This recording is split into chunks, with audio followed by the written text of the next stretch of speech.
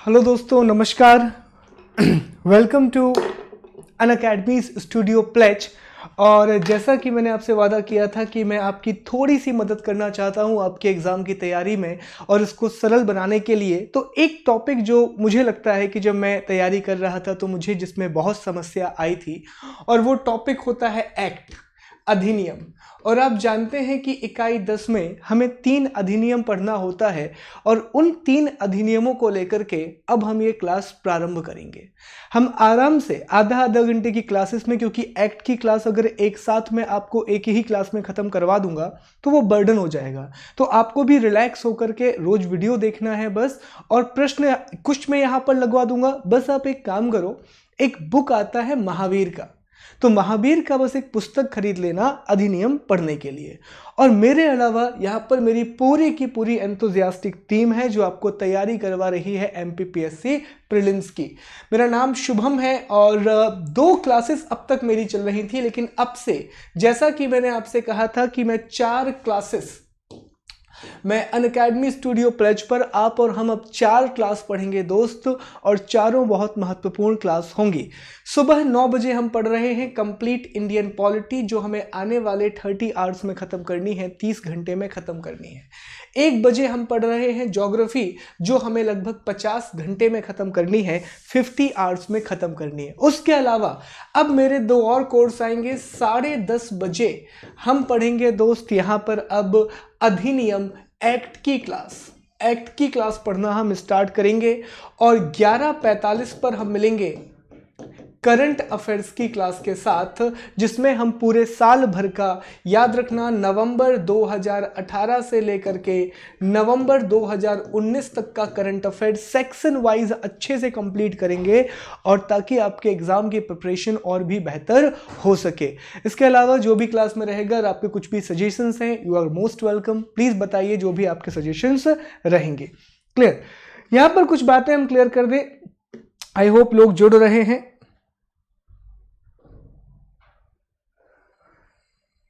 Okay, good morning to all. Good morning. Good morning Nitin sir, thank you. चलिए, Unacademy का learning app आप जरूर download करें अगर आप हमारे और भी नोटिफिकेशंस लेना चाहते हैं। वहां पर एमपीपीएससी व्यापम का टारगेट सेलेक्ट करें, और जैसे ही आप टारगेट सेलेक्ट करते हैं आपको उसके अनलिमिटेड फायदे मिलते हैं। प्रीलिम्स से लेकर के मेंस तक की पूरी तैयारी आपकी एक ही प्लेटफॉर्म पर कराई जाएगी। और अगर इसके सब्सक्रिप्शन की बात करें तो इसका 1 साल का सब्सक्रिप्शन 7,000 रुपये का है, 7,000 का है। पर डू रिमेंबर, अगर आप मेरा code SG live which is Shubham Gupta live, ये कोड जरूर याद रखना, हर एक सब्सक्रिप्शन पर यह कोड काम करता है। यूज करते हैं तो आपको 10% का इमीडिएट डिस्काउंट मिलेगा, और ये डिस्काउंट फिर आपको ये कोड 6300 में मिलेगा।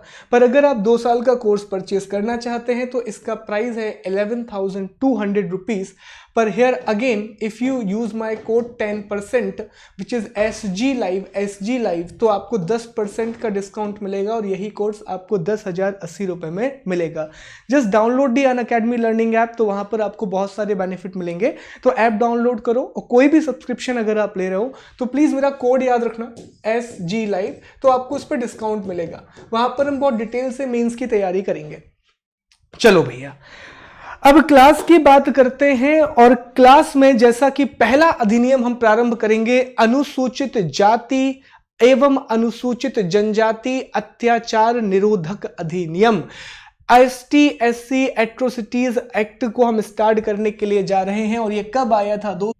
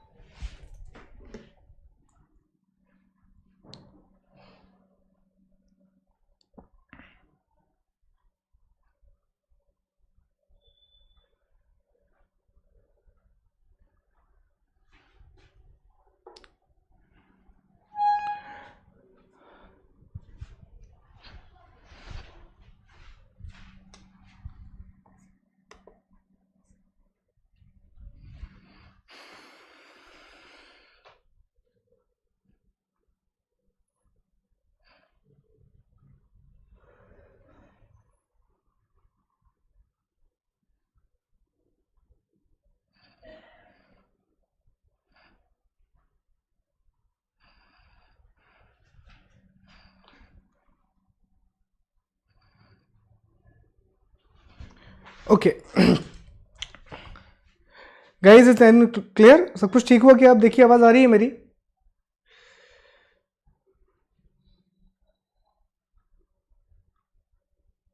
बताएं आप लोग एक बार जल्दी से, फिर हम कंटिन्यू करें क्लास को।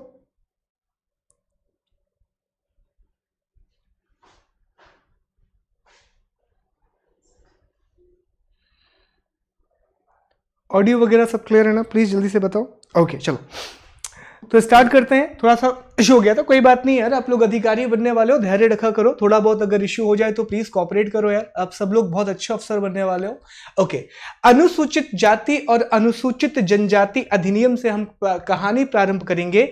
याद रखना, इस अधिनियम में हमने नवीनतम संशोधनों को जोड़ा है। जितने भी अमेंडमेंट हुए हैं वो सारे के सारे अमेंडमेंट इसमें हैं। ये पूरे की पूरी क्लासेस बायलिंगुअल होंगी, दोनों लैंग्वेजेस में आपको ये क्लासेस मिलेंगी। तो चाहे आप इंग्लिश मीडियम से हैं, हिंदी मीडियम से हैं, आप इस क्लास को अटेंड कर सकते हैं। नोट्स भी बायलिंगुअल है, हर चीज यहां पर बायलिंगुअल होगी इस अधिनियम में। दोस्त, आपको बस एक छोटा सा काम यह करना है कि मार्केट से एक पुस्तक ले लेना, महावीर की। महावीर पब्लिकेशन की एक पुस्तक आती है एक्ट की, बस ये पुस्तक खरीद लो आप। और इस पुस्तक में बहुत सारे ऑब्जेक्टिव दिए हैं, तो आपको करना यह है कि यहां पर क्लास अटेंड करना है और वहां पर आपको ऑब्जेक्टिव लगाना है। That's it. अधिनियम से मैं आपको यह अश्योरिटी देता हूं कि हम बहुत आराम से धीरे धीरे पढ़ेंगे, आधे आधे घंटे की क्लासेस लेकर के पढ़ेंगे, पर कोई भी चीज बाहर नहीं जाएगी। ये हम पूरी कोशिश करेंगे इस तरीके से अधिनियम को कवर किया जाए। और दूसरी बात, मैं आपको कानूनी भाषा में नहीं उलझाऊंगा जैसा वकील लोग करते हैं। हम प्रयास यही करेंगे कि हम सरल से सरल तरीके से इसे पढ़ सकें। बस आप लोगों का सपोर्ट रहना चाहिए, और जो भी दिक्कत आए बेहिचक पूछिएगा, क्योंकि मैं समझ सकता हूं बहुत से लोग इस टॉपिक को शायद पहली बार ही पढ़ रहे होंगे। चलो दोस्त, आगे चलते हैं और देखते हैं। सबसे पहली बात, इस अधिनियम के बारे में हम सामान्य जानकारी लेते हैं। हम इसका एक जनरल इंट्रोडक्शन लेते हैं। ओके, सामान्य जानकारी एक बहुत जरूरी टॉपिक है, तो इसमें हमें यह समझना है कि इस अधिनियम में कुल कितने अध्याय हैं। तो याद रखना, इस अधिनियम में कुल 5 अध्याय हैं। कितने अध्याय हैं? 5 अध्याय हैं। टोटल चैप्टर कितने हैं दोस्तों? तो याद रखना, टोटल चैप्टर जो इस एक्ट में है वो 5 हैं। और अगर आपसे पूछे कितनी धाराएं हैं, कितने सेक्शन हैं, तो प्लीज याद रखना, इसमें 23 सेक्शन है। कितने सेक्शन हैं? 23 सेक्शन है। अगर आपसे कोई पूछे कि कितनी धाराएं हैं, तो बताइएगा 23 धाराएं हैं, 23 सेक्शन हैं। और अगर चैप्टर की बात करें तो आंसर कीजिएगा 5 चैप्टर्स हैं, पूरे के पूरे 5 अध्याय हैं। ये पहली सामान्य जानकारी आपको इस अधिनियम के बारे में याद रखना है। दूसरी बात यहां पर आएगा कि अधिनियम की तिथि क्या है, मतलब किस तारीख को यह अधिनियम चालू हुआ। तो याद रखिएगा 11 दिसंबर 1989 को। जस्ट एक मिनट, इस थोड़ा फोन का इशू हो रहा है।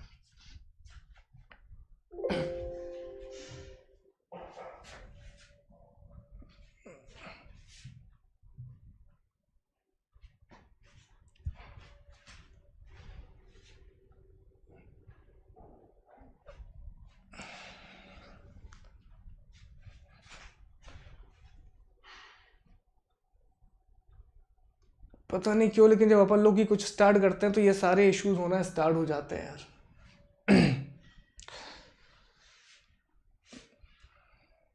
चलो अब देखते हैं। ओके, तो यहां पर अध्याय कितने हैं? तो अध्याय प्लीज याद रखना 5 हैं। और धाराएं कितनी हैं? तो धाराएं दोस्त 23 हैं। 23 धाराएं हैं और 5 अध्याय हैं। अधिनियमन की तिथि क्या है? तो डेट याद रखना 11 सितंबर 1989, 1989। और ये अधिनियम लागू होने की तिथि क्या है? तो याद रखना 30 जनवरी 1990। 2 अलग अलग प्रश्न आते हैं, लास्ट ईयर का पेपर उठा के देखना, यहां से पहला प्रश्न बनेगा। पहला प्रश्न आता है कि अधिनियमित होने की तिथि, इसका मतलब इस पर साइन वगैरह कब हो गए, कब ये कंप्लीटली बनकर के तैयार हो गया, ये प्रिपेयर हो गया। ये कब बन करके तैयार हो गया, ये प्रिपेयर हो गया। तो याद रखना ये 11 सितंबर 1989 में 1989 को बन करके तैयार हो गया। ये डेट प्लीज याद रखना 11 सितंबर। ये पहली बात। दूसरी बात, इस अधिनियम को लागू कब किया गया, इंप्लीमेंट कब किया गया, तो दोस्त प्लीज याद रखना इसे 30 जनवरी 1990 को लागू किया गया। 30 जनवरी 1990 को इसे इंप्लीमेंट किया गया। पहला सवाल यहीं से आ चुका है, तो प्लीज याद रखना क्वेश्चन में क्या आएगा। हिंदी मीडियम वालों को थोड़ी सी लैंग्वेज का इशू जाएगा, तो उसमें आता है प्रवृत्त होने की तिथि क्या है।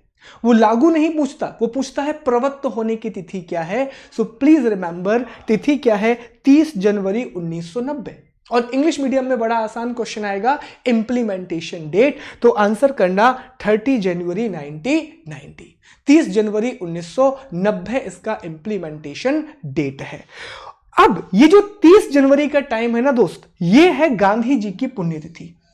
ये किसकी पुण्यतिथि है, गांधी जी की पुण्यतिथि है, और इसे हम शहीद दिवस के रूप में मनाते हैं। तो क्या होता है ना, कई बार प्रश्न घुमा के पूछ देगा।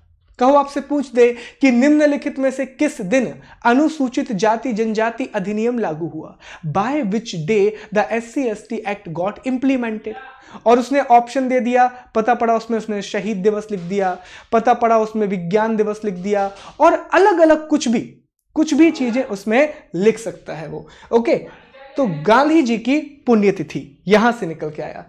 इसके बाद अगला पॉइंट अगर हम बात करें तो हमें बात करनी है अपराधों की प्रकृति के बारे में, नेचर ऑफ क्राइम के बारे में। ओके, नेचर ऑफ क्राइम के बारे में। तो देखो यार, जब कोई भी अधिनियम दुनिया में बनता है या इंडिया में बनता है, और खास तौर पे अगर वो अधिनियम अपराधों को डील कर रहा हो, ये हम थोड़ा लॉ की बात कर रहे हैं, अपराधों को डील कर रहा हो, तो सबसे पहले आपको ये बताना पड़ता है कि उसमें अपराधों की प्रकृति कैसी है, उसमें नेचर ऑफ क्राइम कैसा है। That is the pre requirement. ये सबसे पहली रिक्वायरमेंट होती है कि आप ये बताएं कि उसमें नेचर ऑफ क्राइम कैसा है, अपराधों की प्रकृति कैसी है। बहुत ध्यान से इस पॉइंट को समझना, यहां से दोस्त प्रश्न निकल करके आते हैं। थोड़ा सा स्लाइड का इशू हुआ है, वो मैं ठीक करा के PDF आपको डालूंगा। There is a little issue, वो हम ठीक कर लेंगे। अपराधों की प्रकृति के मामले में पहली बात याद रखना कि जितने भी अपराध ये जो अधिनियम SC/ST, और ये वर्ड ना इसी तरीके से याद रख लो, SC और फिर ST, SC/ST, SC/ST, क्योंकि जितने भी प्रावधान आएंगे वो पहले SC के लिए आएंगे, फिर ST के लिए आएंगे। तो ये क्रम ही याद रख लो आप, तो आपको कभी भी दिक्कत नहीं जाएगी जब हम संवैधानिक प्रावधान पढ़ेंगे, जब हम कॉन्स्टिट्यूशनल प्रोविजंस पढ़ेंगे। तो क्रम याद रखना, SC/ST वाला ये क्रम है। तो इस अधिनियम SC/ST अधिनियम 1918 के अंदर जितने भी अपराध हैं वो कैसी प्रकृति के हैं, वो गैर जमानती प्रकृति के हैं, वो नॉन बेलेबल है। ये पहला पॉइंट याद रख लेना। कैसी प्रकृति है उनकी, गैर जमानती प्रकृति है, नॉन बेलेबल है। इसका मतलब क्या हुआ, इसका मतलब दोस्त बड़ा सिंपल हुआ कि अगर इस अधिनियम के तहत, इस एक्ट के अंडर में एक इंसान या आप या हम कोई भी इंसान क्राइम करता है, तो उसके बाद उसे बेल नहीं मिलेगी, उसे जमानत नहीं मिलेगी। बाकी दूसरे अपराधों में आप जानते हैं कि आप चाहें तो अग्रिम जमानत भी ले सकते हैं, इंटरिम बेल भी ले सकते हैं, या फिर बाद में आप जमानत ले सकते हैं, बाद में बेल ले सकते हैं। पर ये कैसा अपराध है, तो याद रखना, ये पहला पॉइंट याद रखना, ये गैर जमानती अपराध है। इसके बाद में प्रश्न भी बताऊंगा कि प्रश्न कैसा आएगा इसमें से निकल के। पहला पॉइंट क्लियर। गैर जमानती के बाद दूसरा पॉइंट याद रखना, इसके तहत जितने भी अपराध किए जाएंगे वो कैसे होंगे, संज्ञेय होंगे। संज्ञेय का मतलब होता है वो कॉग्निजेबल होंगे। कैसे होंगे दोस्त, कॉग्निजेबल होंगे। क्लियर। संज्ञेय अपराध या कॉग्निजेबल ऑफेंस का मतलब होता है बिना वारंट के गिरफ्तारी। बिना वारंट के गिरफ्तारी मतलब कोई भी अरेस्ट करने के लिए आपको वारंट की आवश्यकता नहीं है, लेकिन आप जानते हैं कि जो दूसरे अपराध होते हैं अगर वो आप करते हो तो पहले एक वारंट लाना पड़ता है। और फिल्मों में अक्सर देखे होंगे, वो आते हैं तो कहीं भैया वारंट कहाँ है, वारंट कहाँ है, CID वाले जाते रहते थे, दया वया लोग, तो देखे होंगे उसमें आप कि वारंट कहाँ है। और तीसरा और सबसे इंपॉर्टेंट पॉइंट याद रखना, जितने भी अपराध हैं वो कैसे होंगे, आशमनीय होंगे। कैसे होंगे? अशमनीय होंगे। आंसर इंग्लिश में क्या होगा? नॉन कंपाउंडेबल होंगे। कैसे होंगे दोस्त? अशमनीय होंगे, नॉन कंपाउंडेबल होंगे। अब अशमनीय होने का मतलब क्या होता है? देखो, यहां से ये वर्ड उतना क्लियर नहीं है, पर अंग्रेजी में अगर आप वर्ड देखें कंपाउंडेबल और इसमें सब नॉन, तो बेसिकली आपने एक वर्ड सुना होगा जो हम आम भाषा में इस्तेमाल करते हैं, राजीनामा। सुने होंगे आप ये शब्द, राजीनामा शब्द का हम प्रयोग करते हैं। तो बेसिकली क्या होता है, जैसे दूसरे अपराध अगर आप करें तो अगर दोनों पार्टियां, जिसने वो केस दायर किया है और जिसके ऊपर वो केस दायर हुआ है, अगर वो लोग राजीनामा करना चाहें, वो समझौता करना चाहें, तो वहां पर वो एक अग्रीमेंट या कंप्रोमाइज कर सकते हैं। क्लियर? पर याद रखना, अगर किसी भी कोई भी अपराध SC/ST अधिनियम के तहत किया जाता है, इस अधिनियम के तहत किया जाता है, तो दोस्त याद रखना वो अपराध कैसा होगा? अशमनीय होगा, वो नॉन कंपाउंडेबल होगा। कैसा होगा? अशमनीय होगा, वो नॉन कंपाउंडेबल ऑफेंस होगा। That is the most important point जो इसके बारे में आपको याद रखना है। तो देखो प्रश्न कैसा आएगा, बहुत ध्यान से सुनना। पहला प्रश्न आएगा, प्रश्न ऐसे पूछेगा कि SC/ST अधिनियम के तहत किए जाने वाले अपराध होते हैं, the offences under the SC/ST act are. Option पहला देगा गैर जमानती, दूसरा ऑप्शन अशमनीय, और तीसरा ऑप्शन में क्या आएगा? संज्ञेय, और चौथा ऑप्शन ये सभी।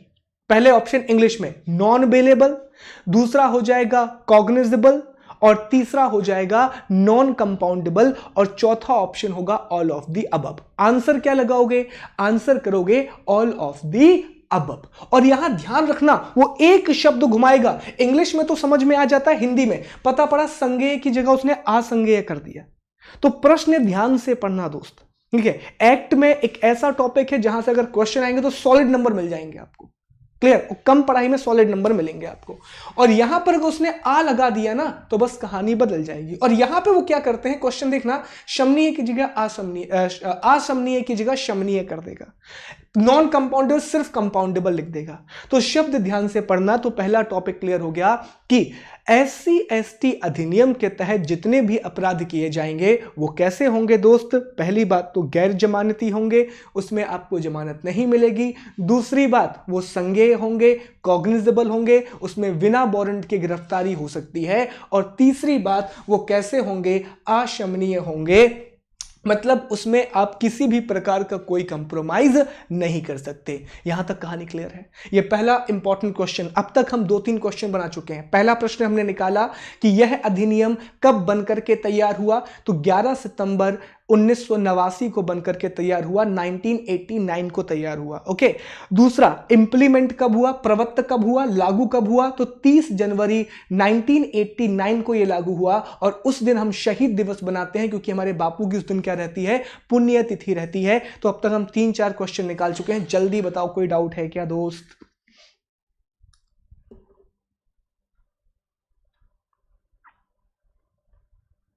ये जो सीआरपीसी की विनीत आर्या जी, ये सीआरपीसी की धारा की जो आप बात कर रहे हैं, ये हम चर्चा करेंगे जब हम धारा 18 पढ़ेंगे इसकी। तो वो इस पर लागू नहीं होती है, वो एक कंट्रोवर्सी हुई थी, वो हम चर्चा करेंगे आगे। ओके, पुणेकर की है, ठीक है, चल जाएगी, ऑब्जेक्टिव होना चाहिए। हाँ, हम नया चेंज भी कराएंगे, डोंट वरी प्रिया जी, हम नया चेंज भी कराएंगे। उसमें नया चेंज जो हुआ है दैट विल कवर। चलो भैया, तो आगे चलते हैं, देखते हैं। ओके, थोड़ा सा अगर वीडियो अच्छा लग रहा है प्लीज यार इसको शेयर वगैरह कर देना ताकि और लोग इससे जुड़ सकें। ओके, आपका सपोर्ट मिलता रहेगा तो थोड़ा सा उनको भी अच्छा लगता रहेगा, आगे चलते रहेंगे। इसके बाद इसके उद्देश्य की हम बात करें तो इसका एक उद्देश्य तो क्या है कि SC/ST के जितने भी लोग हैं, अनुसूचित जाति और जनजाति के जितने भी लोग हैं दोस्त, उनका प्रोटेक्शन करना, उनकी रक्षा करना। और दूसरा उद्देश्य इंपॉर्टेंट है क्योंकि ये क्या होगा कि सवाल आपको आ जाएगा कि अनुसूचित जाति और जनजाति अधिनियम का उद्देश्य क्या है। तो एक तो आप बता ही दो कि उनकी रक्षा करना है, उनको न्याय प्रदान करना है, फलाना ढिमका जो भी आता है। पर एक पॉइंट आपको अलग से याद रखना है, राहत और पुनर्वास। राहत और पुनर्वास, रिलीफ एंड रिहैबिलिटेशन, ये पॉइंट खास तौर पे याद रखना। राहत और पुनर्वास, relief and rehabilitation, that is the most important point जो आपको याद रखना है। इसमें क्या है, इसमें यह भी बताया गया है कि अगर कभी कोई आर्थिक क्षति हो जाती है तो उसका हम भराई कैसे करेंगे, उसका मुआवजा वगैरह, ये सारी प्रावधान भी दिए गए हैं। तो इस अधिनियम का उद्देश्य राहत प्रदान करना भी है और पुनर्वास कराना भी है, रिलीफ भी है और रिहैबिलिटेशन भी है। अब आखिरी बात जो यहां पे नोट में लिखी है वो सबसे ज्यादा इंपॉर्टेंट है। यह अधिनियम नॉन एससी एसटी पर ही लागू होता है, ये पॉइंट याद रखना, ये सबसे इंपॉर्टेंट पॉइंट है मेरे दोस्त, ठीक है। इस अधिनियम के तहत हम जितनी भी बातें पढ़ेंगे, जितनी भी बातें आने वाले 4 या 5 दिन में या 4 दिन में हम करेंगे, उन सब बातों में एक बात बस याद रखना कि यह अधिनियम लागू किस पर होता है, यह किस पर इंप्लीमेंट हो, किस पर इसके तहत मुकदमा दायर किया जाता है, किस पर इसके तहत कोशिश चलाए जाते हैं। तो वो सदस्य क्या होना चाहिए, नॉन एससी एसटी होना चाहिए। मतलब इसका मतलब समझो, बहुत ध्यान से इसका मतलब समझो दोस्त, यहां से सवाल निकल के आएंगे। मान लीजिए कि एक व्यक्ति है और उस व्यक्ति का नाम हमने रख दिया ए नाम का एक व्यक्ति है, क्लियर, और ये व्यक्ति एससी एसटी समुदाय से आता है, क्लियर, और एक और व्यक्ति है बी और वो भी कहां से आता है, तो एसटी एससी समुदाय से आता है। वो भी किस कम्युनिटी से आता है, तो एससी एसटी कम्युनिटी से आता है, एससी एसटी समुदाय से आता है, क्लियर। अब मान लो इन दोनों के बीच में किसी बात को लेकर के लड़ाई हुई, इन दोनों लोगों के बीच में किसी बात को लेकर के बहस हो गई, कोई भी आर्ग्यूमेंट हो गया और कुछ भी क्राइम हो गया। तो याद रखना, अगर इनमें से ये व्यक्ति, मान लीजिए कि बी पुलिस स्टेशन जाता है, तो पुलिस केस तो दायर करेगी, पुलिस एफआईआर तो दायर करेगी, क्योंकि ये तो अधिकार है हमारा संवैधानिक, पुलिस एफआईआर तो दायर करेगी, पर वो जो एफआईआर होगी वो सामान्य एफआईआर होगी, वो सामान्य एफआईआर होगी, वो नॉर्मल एफआईआर होगी, वो एससी एसटी अधिनियम के तहत लागू नहीं होगी, एफआईआर नहीं होगी। तो सर फिर ये अधिनियम कब काम करता है, अब केस को चेंज करते हैं दोस्त। अब ये मानो कि एक व्यक्ति है ए, जो कि किस समुदाय से है, एससी एसटी समुदाय से है, एससी एसटी कम्युनिटी से है, और दूसरा व्यक्ति है दोस्त बी, और बी किसी भी, मतलब नॉन एससी एसटी, याद रखना फर्क नहीं पड़ता उसका क्या धर्म है, क्या जाति है, वो मुस्लिम भी हो सकता है, ईसाई भी हो सकता है, वो सामान्य वर्ग का भी हो सकता है, वो ओबीसी वर्ग का भी हो सकता है, बस क्या नहीं होना चाहिए, तो दोस्त उसे एससी एसटी नहीं होना चाहिए, उसे अनुसूचित जाति या अनुसूचित जनजाति का सदस्य नहीं होना चाहिए। He must not be the member of SC and ST, तभी हमने क्या नाम दिया है, नॉन एससी एसटी। अब इनके बीच में कुछ लड़ाई हो जाती है, इनके बीच में कोई क्राइम हो जाता है, तो अब मान लो ये जो व्यक्ति ए है, जो कि एससी एसटी समुदाय का है, ये अब पुलिस स्टेशन जाएगा और ये जब एफआईआर लिखवाएगा, तो अब ये एफआईआर रजिस्टर की जाएगी एससी एसटी एक्ट के हिसाब से, और अगर एससी एसटी एक्ट के हिसाब से इसको दाखिल कर लिया गया तो अब वो गैर जमानती अपराध है, अब वो संज्ञेय अपराध है, और अब वो अशमनीय अपराध है, उसको जमानत नहीं मिलेगी, उसे बिना वारंट के गिरफ्तार कर लिया जाएगा, और अब वो नॉन कंपाउंडेबल ऑफेंस हो जाएगा। इतनी बातें प्लीज इस अधिनियम को शुरू होने से पहले याद रख लेना। These are the most most most important point of SC ST अधिनियम। जल्दी से बताओ कोई डाउट है क्या?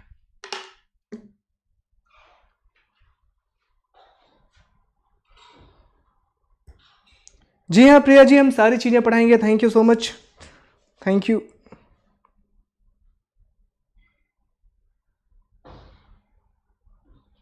हाँ रोमेश जी, बस किताबों से पढ़ कर के आए हैं, किताबों से पढ़ा है। अगर कोई गलती हो रही हो तो प्लीज़ बताइए, ठीक है? आप प्लीज़ बता दीजिए कि सर अगर कुछ मिस्टेक हो रही है। वैसे जहाँ तक मुझे लगता है तो मैंने अभी तक कोई गलती नहीं की है, एंड आई एम श्योर कि थोड़ा रिसर्च करके आया हूँ मैं, तो प्लीज़ बताइए। ओके जूही जी, इस बार गलती नहीं करूँगा। Thank you, no doubt. Poonam ji, no doubt. Thank you so much guys, thank you. Okay okay, चलिए आगे चलते हैं और अगली कुछ बातें करते हैं। तो आई होप यहां तक की कहानी आपको क्लियर है। बस 5 मिनट और आज हम क्लास करेंगे, कल से हम फिर इससे रेगुलर करेंगे। आज एक बात और समझ लो और फिर कल से फिर उसको आगे बढ़ाएंगे। अब एक बात आती है, एक जो बात हमें पढ़नी है आज, यहां पे हम खत्म करेंगे कहानी को, कि संवैधानिक उपबंध क्या है, कॉन्स्टिट्यूशनल प्रोविजन क्या है। अब ये सवाल आजकल आने लगे हैं। क्या होता है कि जब SC/ST अधिनियम में एक सवाल आया था MPPSC में पिछले साल, शायद आपको याद होगा कि उसने पूछा था कि ये जो SC/ST अधिनियम है, ये जो एक्ट है, इसका बेस क्या है। तो उसका जो बेस है वो आर्टिकल 14 से निकल के आता है, अनुच्छेद 14 से निकल के आता है। और वहां पर अनुच्छेद 14 में 2 शब्द हैं, आर्टिकल 14 में 2 वर्ड हैं। और 2 वर्ड आप जानते हैं, एक तो विधि के समक्ष समता है, इक्वालिटी बिफोर द लॉ है, और दूसरा विधि का समान संरक्षण है, इक्वल प्रोटेक्शन ऑफ लॉ है।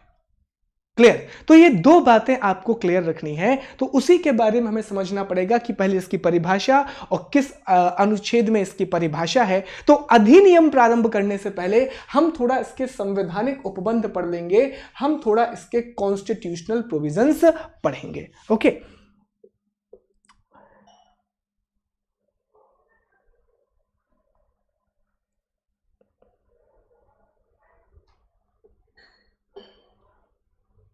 सर जी इसमें कितने आर्टिकल और चैप्टर हैं, प्लीज एक बार और बताएं।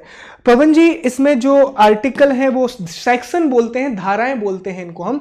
धाराएं 23 हैं और अध्याय 5 हैं। चलो यहां पर देखो, सबसे पहली बात हमें बात करनी है डेफिनेशन ऑफ SC/ST।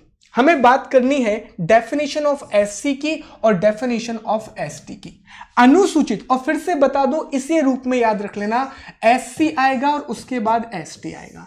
पहले अनुसूचित जाति आएगी और उसके बाद में अनुसूचित जनजाति आएगी। और इसको याद रखने का तरीका, इनकी संख्या भारत में ज्यादा है और इनकी संख्या इनके कंपैरिजन में कम है, पॉपुलेशन के हिसाब से हम बात करें तो। डेफिनेशन ऑफ SC पढ़ना है और डेफिनेशन ऑफ ST पढ़ना है। पहले हमें SC की परिभाषा पढ़ना है और फिर हमें ST की परिभाषा पढ़ना है। पहले हमें शेड्यूल कास्ट का डेफिनेशन पढ़ना है और फिर शेड्यूल ट्राइब का डेफिनेशन पढ़ना है। ध्यान देना, याद रखना, अभी हम अधिनियम को ऑफिशियली स्टार्ट नहीं किए हैं। हमें यह समझना होगा कि पहले भारत के संविधान में अनुसूचित जाति और जनजाति के लिए क्या क्या प्रावधान दिए गए हैं, यहां से भी प्रश्न आने की संभावना है। दोस्त समझो इस बात को। सबसे पहले एक आर्टिकल है 366(24). कौन सा आर्टिकल है दोस्त? 366 का 24। 366(24), 366(24), उसमें कहा गया है कि अनुच्छेद 341 के तहत शामिल की गई जातियां। अब 2 मिनट इसको समझ लो, बाद में यहां बोर्ड पर देख लेंगे। देखो, एक अनुच्छेद है 341 और यहां एक अनुच्छेद है 342। 341 अनुच्छेद यह कहता है कि राष्ट्रपति और राज्यों के मामले में राज्यपाल से सिफारिश करने के बाद प्रेसिडेंट, ठीक है, और in a state matter he must take the consideration of the governor. Clear. राष्ट्रपति, प्रेसिडेंट किसी जाति को या किसी वर्ग को, जो भी आप शब्द यूज करना चाहें, किसी जाति या किसी वर्ग को अनुसूचित जाति SC का दर्जा प्रदान कर सकता है। आर्टिकल 341 कहता है कि प्रेसिडेंट, और अगर स्टेट की बात है तो you need to take consideration of the governor. तो राष्ट्रपति राज्य के मामले में राज्यपाल से परामर्श करने के बाद किसी भी जाति या वर्ग को अनुसूचित जाति का दर्जा प्रदान कर सकता है। संसद भी यह काम कर सकती है, याद रखना। अब जैसे मान लो कि एक जाति है, हम एक जाति बना लेते हैं ए करके एक जाति है, और इस जाति को मान लीजिए राष्ट्रपति ने, प्रेसिडेंट ने क्या कह दिया कि अब से ये जो जाति ए है वो कौन सी जाति होगी? वो एक अनुसूचित जाति होगी, वो एक शेड्यूल कास्ट होगी। तो यार अब बहुत सारी जातियां होती हैं ऐसे, 1 2 3 4, मतलब कितनी सारी जातियां हैं, तो इनकी एक लिस्ट भी तो बनानी पड़ेगी।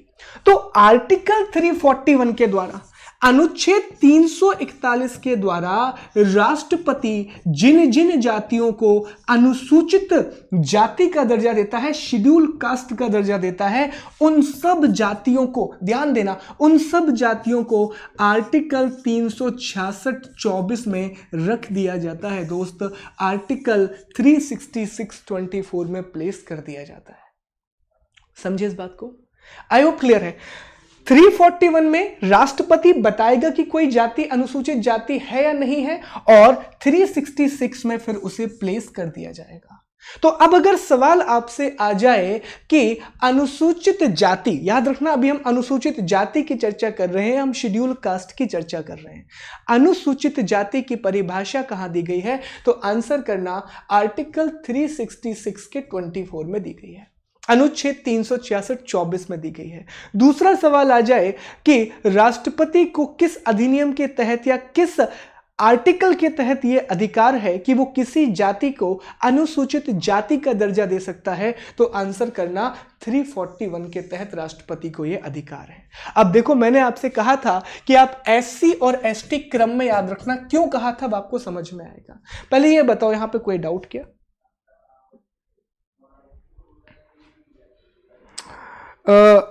मिश्रा जी, मैं कह सकता हूं कि शायद हम 2 हफ्ते में कवर कर लेंगे, आधे आधे घंटे की क्लासेस हैं और धीरे धीरे कवर हो जाएगा। पर परेशान मत होइए, आधा आधा घंटा है तो आपकी पढ़ाई पर उतना इम्पैक्ट नहीं पड़ेगा और आप बस इसको देखते रहिएगा।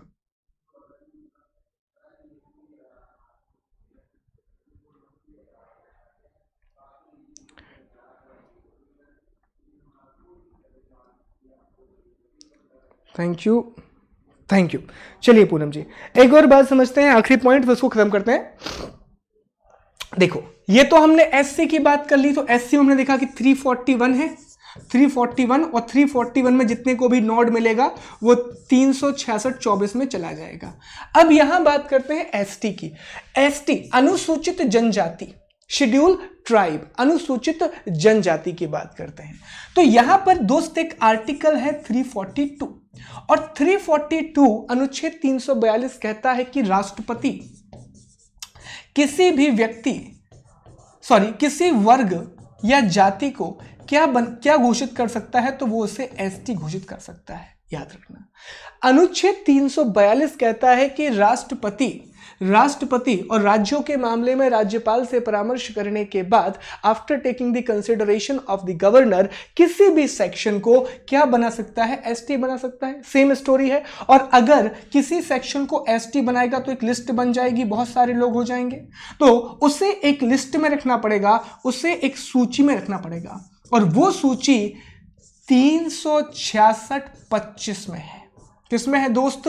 366 के 25 में है, आर्टिकल 366 के 25 में वो सूची है। तो इसीलिए अगर आपसे कोई पूछे कि अनुसूचित जनजाति की, शेड्यूल ट्राइब की डेफिनेशन कहां है, तो आंसर करना 366 के 25 में है। लेकिन अगर आपसे कोई पूछे एससी की डेफिनेशन क्या है, आंसर करना 366 के 24 में है, 366 के 24 में है। अब मैंने आपसे क्यों कहा था कि आप इन्हें क्रम से याद रखना, तो सुनो, मैंने आपसे इसलिए कहा था कि आप ये एससी पहले बोला करो और फिर एसटी बोला करो। अब इसका कारण समझो।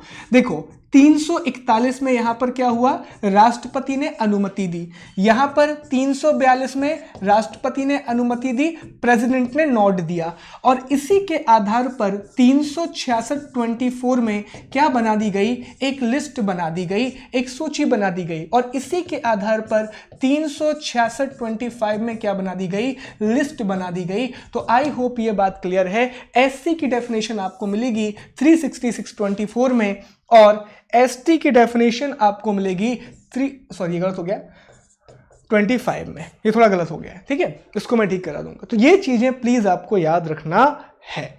आई होप थिंग्स आर क्लियर। यहां तक सारी की सारी बातें क्लियर हैं, और अगर क्लियर हैं तो प्लीज बताओ। बाकी चीजें अगले क्लास में कल वापस से हम 10:30 बजे मिलेंगे और आगे बढ़ाएंगे, और कल हम पूरे के पूरे संवैधानिक प्रावधान देखेंगे और इसके बाद कल से ही हम इसके अधिनियम स्टार्ट कर देंगे। पर याद रखना सवाल यहां से आ चुके हैं, तो एक एक बात बहुत इंपॉर्टेंट है और मैं इसका आपको पीडीएफ कल प्रोवाइड करा दूंगा। ओके क्योंकि मुझे कुछ करेक्शन करने हैं। आप देख रहे हैं कि इसकी फॉर्मेटिंग बिगड़ गई है, तो I will do the correction, then I will send the PDF to you guys. Okay, I hope आपको क्लास अच्छी लगी होगी।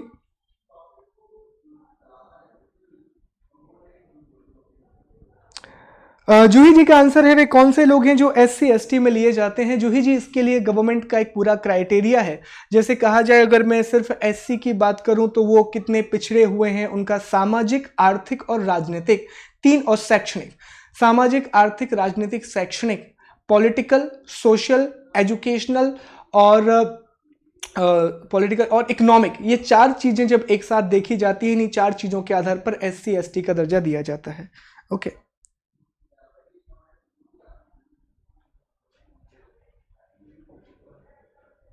चलिए, तब तक के लिए प्लीज अपना ख्याल रखिएगा। और दोस्त, अगर कुछ भी रोमिस जी, आई थिंक अब कोई दिक्कत नहीं थी। राजवत जी, अगर आपको लग रहा है कुछ भी दिक्कत है, प्लीज मुझे कमेंट करके बताइएगा, and I hope things are clear. ठीक है, थैंक यू सो मच। हाँ, वो सारे पढ़ेंगे जयसवाल जी, हम सारे पढ़ेंगे आराम से, हम पूरी चीजें कवर करेंगे, don't worry. Sweety ji, thank you so much, thank you so much, thank you all. Please हम वापस से मिलेंगे, और याद रखना अभी 11:45 पे हम फिर से मिल रहे हैं। मतलब आपसे सुबह के टाइम तो मेरी मुलाकात अब रोज होने वाली है, बार बार होने वाली है, बस संडे छोड़ देना यार, थोड़ा तबीयत भी खराब है, संडे छोड़ के। ओके, 11:45 पे हम फिर से मिलेंगे, और 11:45 से हम स्टार्ट कर रहे हैं करंट अफेयर्स, तो हम करंट अफेयर्स पढ़ना स्टार्ट करेंगे। तब तक के लिए आप सब लोग अपना ख्याल रखो, टेक केयर, और बहुत मेहनत करो और बहुत आबाद रहो दोस्त। ठीक है, टेक केयर यार।